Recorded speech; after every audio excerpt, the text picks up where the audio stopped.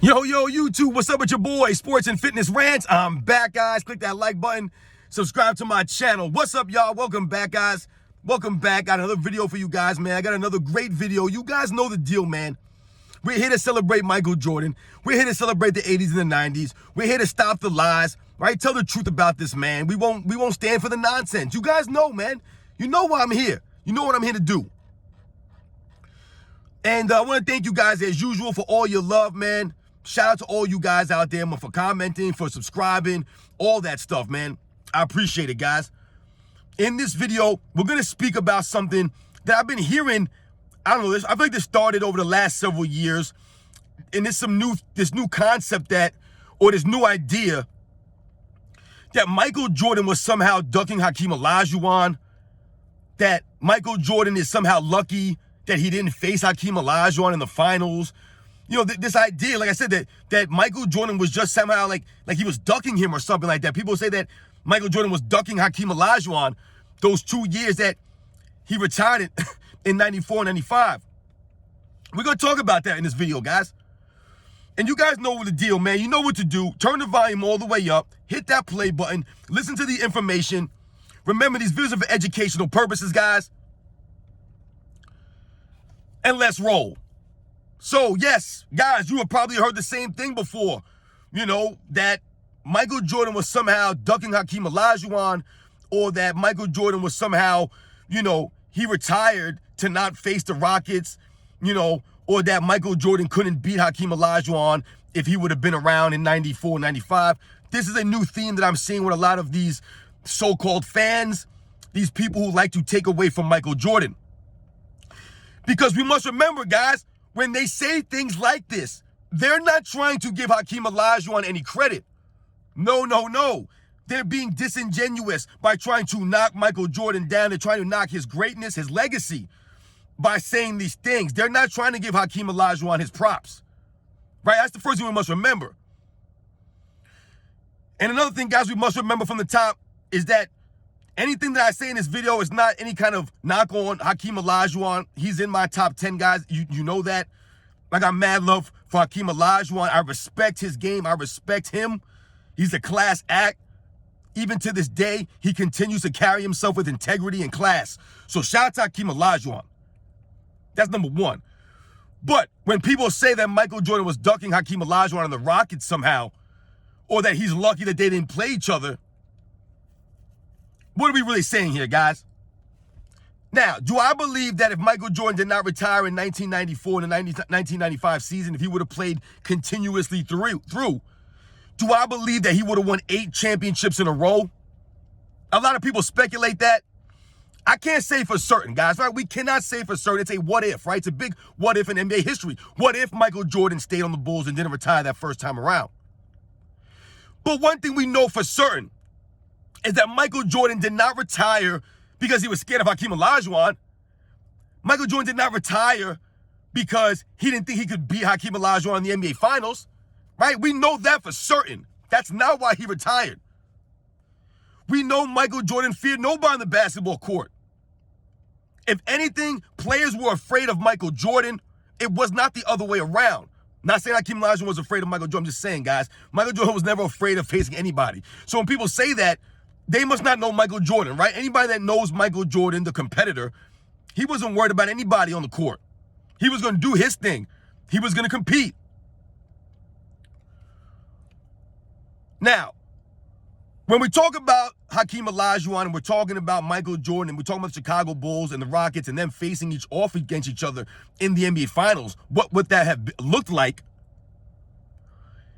Like I said, it would have been interesting to see that matchup only because would Horace Grant have left? Right? Would he have left in 95 if Michael Jordan had stayed for those 2 years? Right? Because a lot of people forget that was the problem with the Bulls in 1995. Horace Grant left. A lot of people don't never give Horace Grant credit.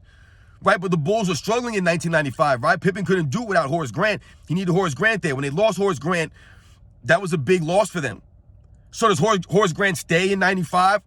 If Michael Jordan does? Do they pick up another piece in 94, 95? Does Michael Jordan somehow get better by not leaving at his peak?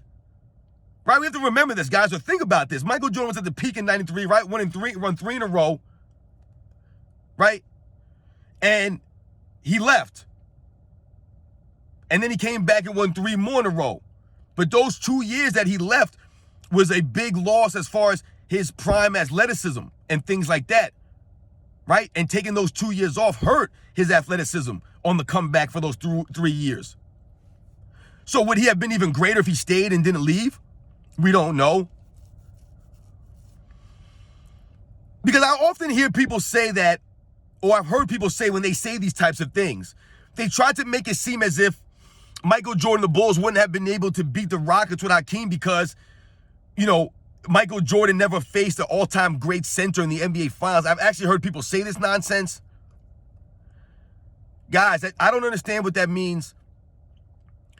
Michael Jordan, the Chicago Bulls, see, that was the point of Michael Jordan, guys. He dominated the big men era, right? With all the great big men in the 90s, Michael Jordan was the best player. It wouldn't matter if it was Hakeem Olajuwon or David Robinson or Patrick Ewing or Alonzo Mourning or Dikembe Mutombo. It didn't matter who it was. Michael Jordan was always going to be the best player on the court. So that's one thing we must remember, right? If the Rockets and the Bulls played, Michael Jordan would have been the best player on the court in that series. This is no knock to Hakeem Olajuwon, right? He would have been the second best player on the court, right?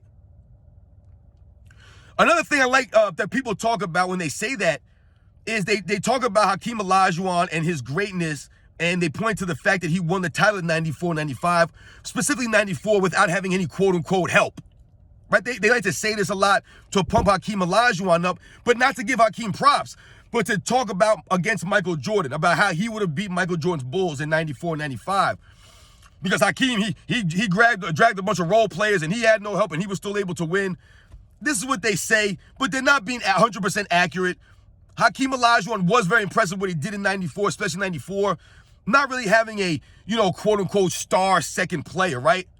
But when we must remember, a team like the Houston Rockets, although they may not be top-heavy with stars, right? They don't have a Hakeem Olajuwon and a Michael Jordan, or Hakeem Olajuwon and a Scottie Pippen, right? It wasn't a two, all-time great dynamic.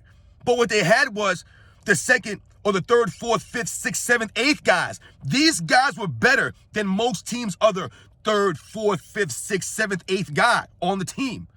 That was the thing about the Rockets. They were deep with all very good players, just not great players or all-star level players, superstar players. Guys like Kenny Smith, Otis Thorpe, Vernon Maxwell, Mario Elie, a young Robert Horry, a young Sam Cassell.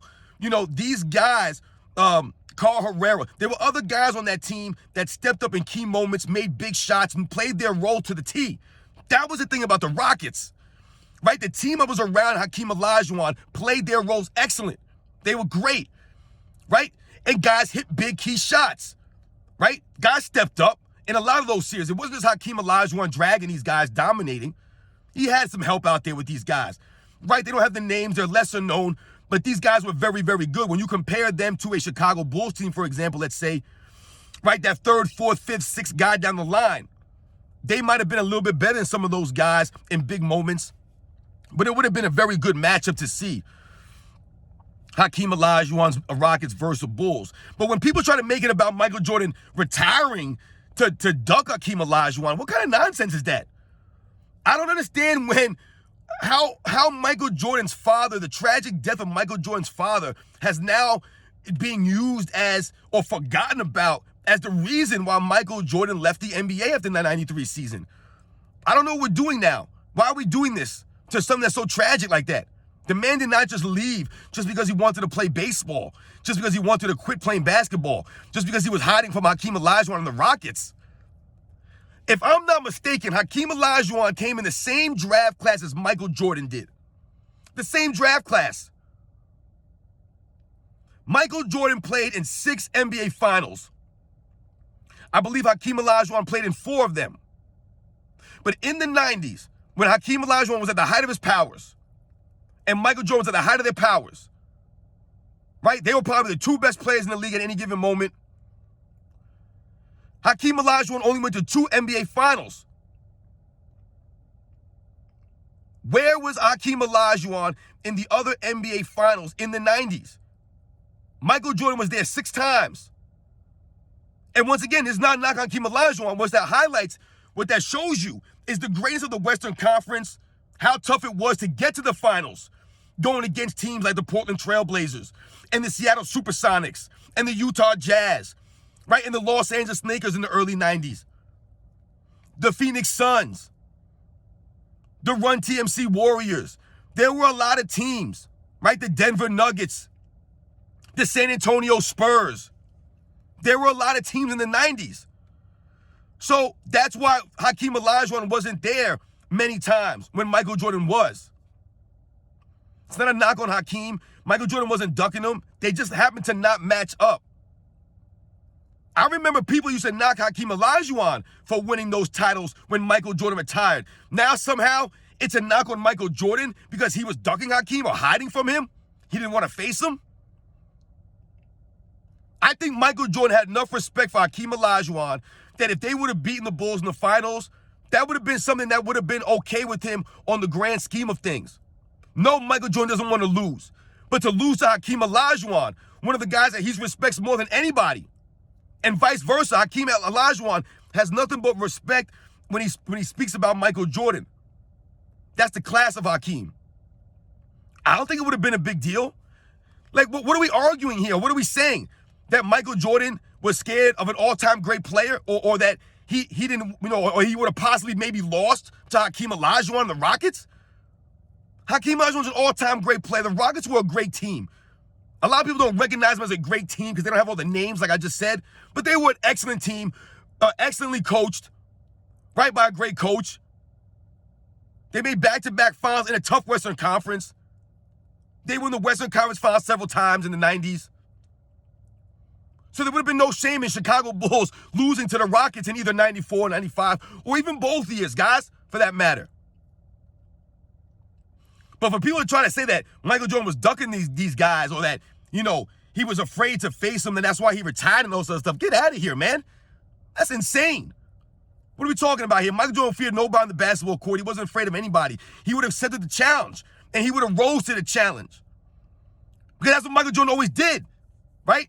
All the evidence points to him raising his level. So he would have rose his level even if Hakeem Olajuwon was having a great series and playing out of his mind. He would have had to contend against Michael Jordan. So shout out to Hakeem Olajuwon. Shout out to the Rockets, man. Who would have won? We don't know. Would the Bulls have won 8 in a row? Would they had won maybe 4 in a row? Would they had won both of those? Where they lost both, won one? We won't never know. It's a big what if. But we know one thing for certain. Like I said, guys, Michael Jordan never ducked anybody.